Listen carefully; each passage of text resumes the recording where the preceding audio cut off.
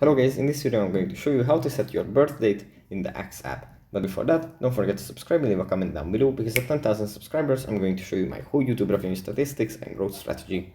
So without further ado, let's just jump right into it. First we have to open up the X app.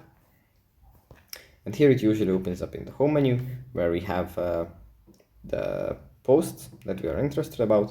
From here we have to swipe to the right and then tap on profile.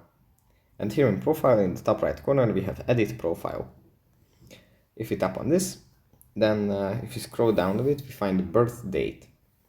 Then if you tap on this, we can just proceed by tapping again on the birth date, and then tap on edit, and then set the birth date that we have.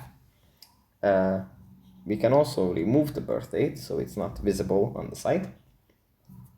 But yeah, that's pretty much it for this video. Hope it was helpful for you guys, and I'll see you in the next one. Bye.